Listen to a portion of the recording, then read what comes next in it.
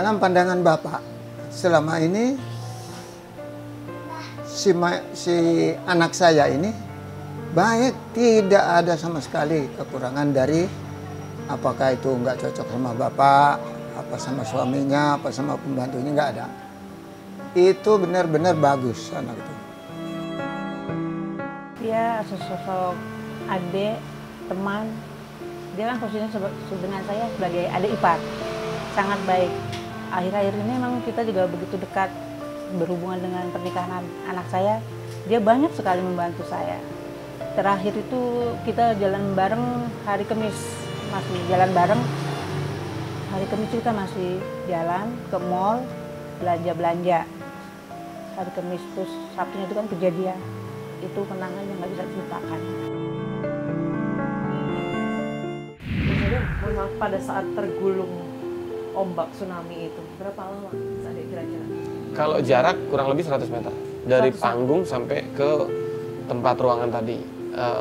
Kalau bicara menit, mungkin sekitar 5 menit ya. Di dalam itu. Dan setelah pagi itu ada tim dari kantor kami, dari Walicare, mengecek di mana posisi adik sebenarnya. Ternyata itu adalah bunker pembuangan air kolam renang. Itu udah banyak alat dan pas dia mengecek memang sudah aromanya sudah tidak sedap. Mohon maaf, menurut informasi juga jenazah istri. Iya, Ivan Seventeen dan drummernya juga di situ katanya. Dan ya, dan itu kondisi aromanya sudah luar biasa ini aromanya ya. Dan mereka tidak menyampaikan ke saya di dalam ini minim untuk hidup karena ruangannya kecil, tapi di dalam itu saya tidak merasakan sempit-sempitan. Buat saya itu keajaiban. Padahal berdasarkan informasi di situ itu kecil, banyak orang dan saya sekitar 10 orang itu, dan itu suara pun ramai kayak berdoa, orang ceramah, tapi yang saya jelas itu 2 orang itu, cewek dan cowok, namun kata-katanya saya nggak ingat. Nggak mungkin karena banyak orang berdoa ya. Dan tim dari Walicare mengecek ini nggak mungkin untuk hidup, dan jaraknya memang dalam, kurang lebih 3 meter tingginya.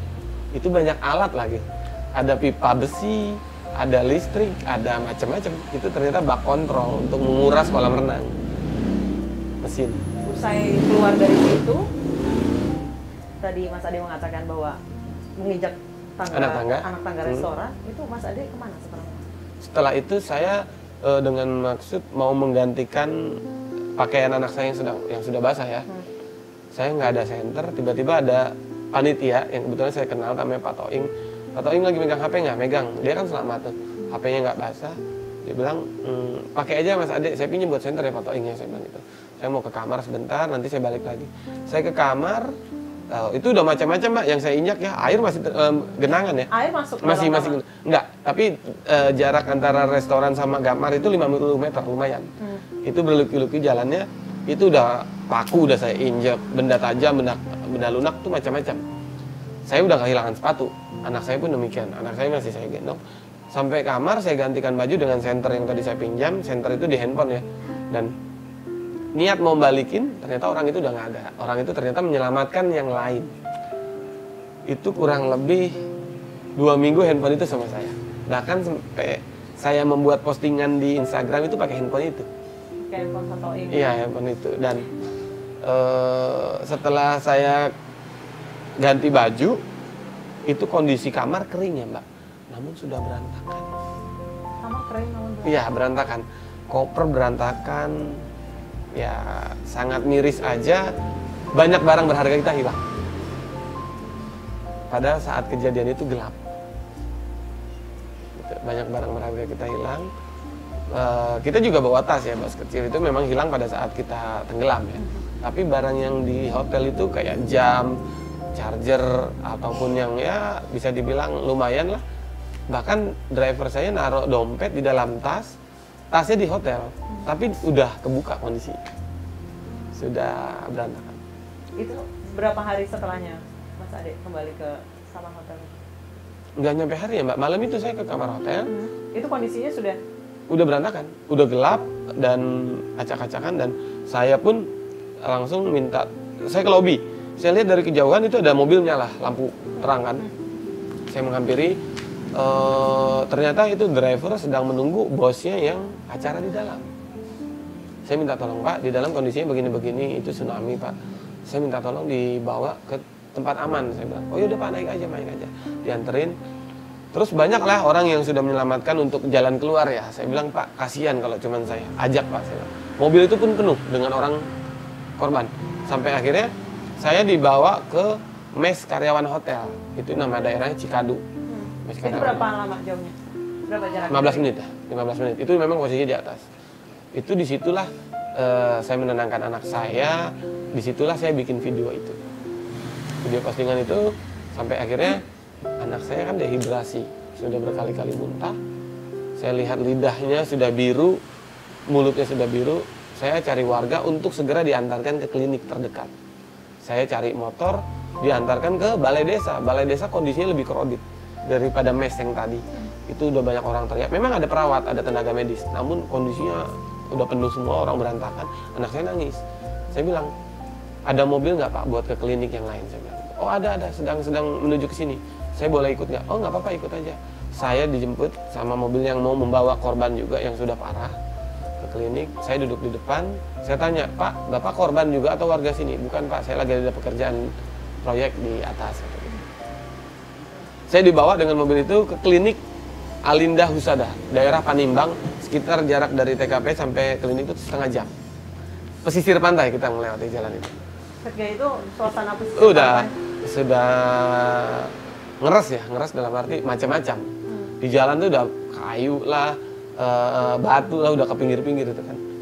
Dan di klinik itu Alinda Husada, saya ketemu anak saya yang besar sama pengasuhnya, sama driver saya. Dia nangis, nanya istri saya di mana. Tenang, saya bilang gitu. Kok kenapa di luar? Anak saya nggak mau, di dalam banyak korban juga. Sampai akhirnya udah saya gendong, saya bawa, kita dikasih ruangan, ada 2 bed di situ. Saya dengan anak saya yang besar, mbaknya dengan anak saya yang kecil. Tiba-tiba ada security datang, Pak. Di belakang ada satu jenazah perempuan. Coba Bapak cek. Saya bilang, saya yakin Pak, istri saya ketemu, nanti aja ya, saya bilang gitu kan. Ya udah, dia balik lagi. Pagi itu memang saya ada maksud untuk ke TKP untuk mencari istri saya. Dan jam 3 pun, jam 3 pagi tim manajemen datang dari manajemen saya bersama ambulan dari Walikar juga. Nanyakan kondisinya bagaimana, kronologisnya bagaimana. Pagi itu saya maksud minta tolong temenin dari tim manajemen untuk ke lokasi. Namun pada saat saya mau berangkat, security yang tadi malam datang itu bilang, Pak, mohon maaf, evakuasi diberhentikan karena ada gelombang susulan. Oh yaudah Pak, saya tunggu, saya bilang. Dia masih penasaran sampai menyuruh saya kembali untuk memeriksa kondisi jenazah di belakang. Saya bilang, Pak, nanti ya Pak. Saya bilang, saya yakin istri saya ketemu, saya bilang. Oh yaudah. Tiba-tiba dia masuk ke kamar anak saya yang sedang tidur. Dia ngeliatin aja. Pak, maaf Pak, kenapa anak saya dilihat-lihat? Kayaknya mirip sama jenazah di belakang mukanya. Ya udah Pak, kalau memang mirip, mudah-mudahan sih bukan, saya bilang itu. Saya yakin istrinya ketemu selamat. Saya minta tolong mbaknya aja, pengasuh saya bilang, Mbak, saya tolong dicek ininya, jenazah di belakang itu siapa. Dia diantar sama security ke belakang. Nggak lama saya kedenger, Mbak udah teriak, nangis. Dan disitulah saya yakin itu istri saya.